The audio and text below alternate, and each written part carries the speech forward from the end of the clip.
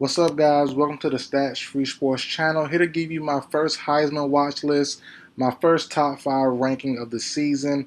Now, let's get into it, guys. So, it's not just top five, but it's a top seven. I do have two honorable mention guys. And let's get into it. Week one was pretty good. I teased the thumbnail Saturday night, Sunday morning, saying my rankings coming out Tuesday. I wanted to wait for the Duke Clemson game that ended up playing last night. And all honestly, well, I was waiting on Will Shipley, the Clemson running back. I thought he would have showed up and showed out. If I would have knew Clemson and Will would have put up that kind of effort, I would go ahead and put it out Monday morning. But it is what it is. I'm not surprised Clemson lost. Just the way that they ended up losing, and the score was kind of lopsided there. So definitely surprised there. But let's get into it. Top seven, and these honorable mention guys. These two guys are on the same team. They're 6 and 7. And my only question about these guys are I don't know how high they can go on this list. And not because of skill, just because they're on the same team. And that's Travis Hunter and Shedeur Sanders, two guys whose names are hot as fish grease right now. I just don't know. And like I said just a few seconds ago, I don't know how high they can go. We know two guys who've been in the Heisman race prior on the same team. Last time I remember was Reggie Bush and Matt Leinart back in the day. I'm only 28. I'm not that old, but I do remember that. And I don't remember the vote, none of that stuff. I was kind of young, but I do remember those 2 years. I do remember Leinart winning one, Bush winning the next year. And I just think the voting has changed. Not voting, but I just think the narrative around it has changed. I don't think that's going to happen again, honestly.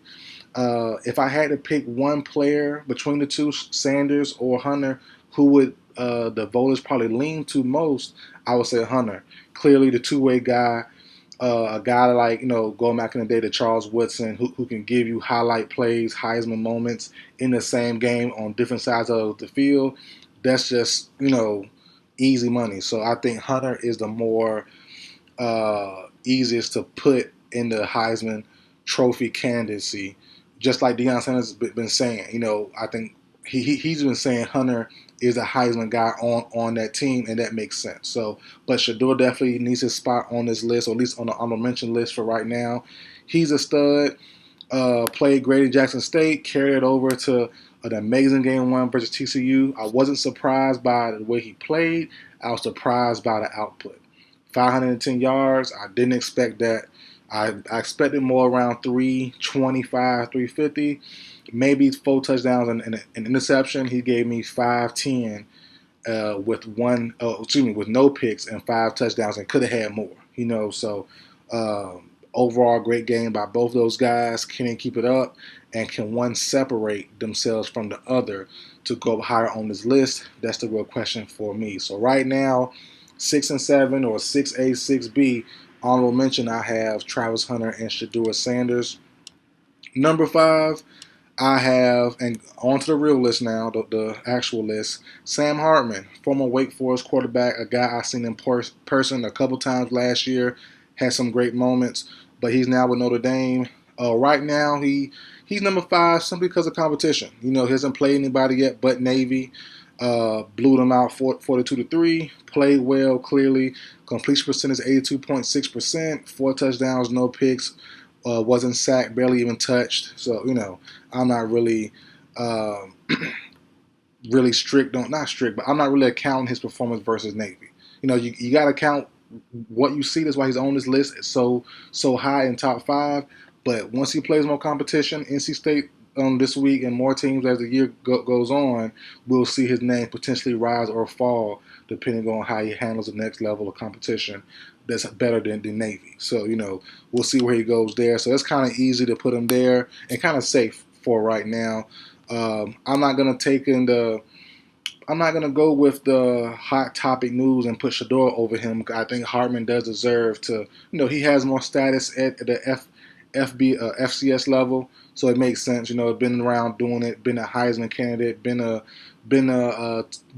pretty good name to talk about as far as NFL prospect the last couple years. So Hartman does deserve that as far as longevity goes at this top Division I level as far as being a good quarterback. So I'll give Hartman that respect over Sanders and Hunter right now, but we'll see as the year goes on how that might change. So next up, number 4, I'll say J.J. McCarthy from Michigan. Had himself a good game versus East Carolina, 133. Pretty easy game, but he looks more improved than he did last year. Looks very sharp. Hit 12 out of 15 passes, 183 yards, 3 touchdowns.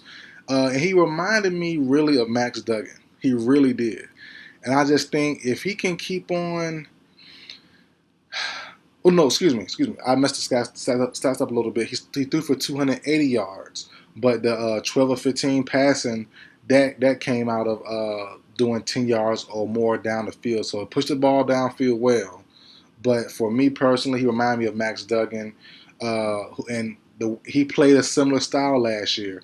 Pushed the ball downfield, getting nice chunk plays, and the team was winning. So that what really made him get to New York, that being Max Duggan. I think playing a similar way and how sharp he looked, J.J. McCarthy from Michigan, I think he can give you some of the similar feel and maybe not win it, probably have a long shot at winning it, but at least getting to New York, being a finalist. I think McCarthy can definitely be that, and you never know. If Caleb, who's on this list, as we all know, if him and some other guys might drop down in injuries or whatever the case may be, McCarthy could be a long shot dark horse winner. But right now, he's at my number 4, right above Sam Hartman and above the 2 Colorado guys, Travis Hunter and Shedeur Sanders. Number 3 for me on my list, Jordan Travis, quarterback from Florida State. Had himself a not rough, but a kind of clunky first half versus LSU. But once he found his standing in the second half, they were rolling. They were rolling. His big receivers looked good. The Florida State looked good. Now I'm friends with some Florida State fans, and they were telling me they're not sure about the team, and but they look good. He looked good. And I'm excited to see more of him, honestly. He could be the next Florida State quarterback to win the Heisman. They haven't had a winner since Jameis Winston, and before that, quarterback Charlie Ward, who won it before I was even born. So, I don't remember that one, but I do recall his name, and did do my research and see him and stuff like that. So he was a heck of a player back in college, also. But it's a chance. Same as McCarthy. You will need the big dogs to fall down, which is possible. It is doable. There's been no back-to-back winner in forever now. So, that definitely does happen the second go around. Something happened, injuries, bad play, or just whatever. So, Travis has a legit shot. Right now, he's number 3. He took down a good LSU team. And like I said, the first half was kind of clunky. The second half, Florida State and Travis rolled. They look fantastic. So, finished with 380 yards total, 5 touchdowns in total, and 1 bad pick. But outside of that, he was phenomenal. So I like Travis. Can make some really weird plays at some points, really not smart plays. But if he can avoid those, or at least those plays not be converted, like LSU didn't convert those, then he'll be in good standing and can stay on this list and go even higher. Number 2. Michael Penix Jr. from Washington. He was a dark horse last year. He's second right now. Blew out Boise State 56-19. Distributed the ball pretty well. He got a loaded receiver group. He should be pushing at Caleb Williams' heels all year long. And spoiler alert, Caleb Williams is number 1, as we all should know. From beyond 10 yards or more, Penix was 11 for 19 for 291 yards and 4 touchdowns. So same as McCarthy, nice good chunk plays, nice deep balls, nice getting yardage up. And I really think him versus Caleb Williams on November 4th could be for the whole thing. It could be for the Heisman, whoever shows up there. And don't forget, Pac-12 people, Pac-12 fans, Shedeur and Travis meets Caleb Williams. I forgot the exact date, but they also run into Caleb also this season. So those 2 games could be where Caleb Williams could fall or could rise to unstoppable level and stay number one the entire year. So those two games could be make or break for Caleb Williams' second stint as a Heisman Trophy and first time being a second winner in like forever. So Penix definitely is giving him a run and should give him a run for his money. But as I said earlier, spoiler alert, Caleb Williams is number one. He deserves it. He looked like a daggone magician out there. He's just a different guy. He just looks different for everybody else. So forget the numbers. The numbers look good as well. 600 yards, 73.5 completion percentage, 9 touchdowns. It's crazy because, you know, he's played 2 games, and you look at a guy like Shador put up 5-10 in just 1 game. So, it is possible that voters can kind of take it away from him. His numbers aren't going to be crazy probably, but just a spectacular play that he puts on film is crazy. The highlight plays, the wild plays is just come on now. But the thing is, well, voters get tired of it. That's the main thing. If you fast forward to the end of the season and you say, okay, Penix has better numbers, Shador has better numbers, and USC loses once or twice.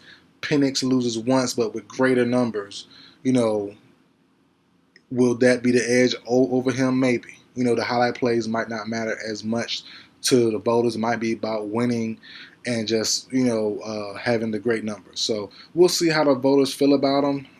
For me though, he's just special. He's just different. But there is some fatigue on the voters in multiple leagues, baseball, football, all that stuff, about the best player in the world not winning the MVPs. Every year the MVP doesn't go to the best player in the world in college football. The Heisman should go to the best player. And if Caleb Williams stays healthy, but his numbers aren't crazy and USC isn't winning, or loses more than 1 game, then there's a chance Caleb could lose a Heisman also. So that's why I say the Colorado game is huge. The Washington game is huge on November 4th. So we'll see what happens. I have him clearly being the favorite right now, not even close. And not because of numbers, because numbers aren't that great, but just the wild plays. Like, oh my gosh, who else is doing that? Who else is doing what he does? Nobody. And the way he does it, the fluidity, just the beautifulness of the way he plays quarterback, also the beautifulness, but the chaos, it's just crazy. So for me, I have it being Williams all the way as of right now, not even close. But I will admit, if Penix keep this up after game 1 and does it 5 touchdowns, 4 a game, 5 a game, 400 plus yards per game, he's gonna catch Williams probably soon and overtake him. He'll overtake him numbers wise easy. I don't see Williams putting up great numbers this season, honestly. But I think Penix will put up amazing numbers, and if he stays healthy, that's going to be a problem. So for a guy like Williams and other guys that try to overtake Penix for that Heisman Trophy. So, but that's it for the video, guys. Like, share, comment, subscribe. I will see you guys next time.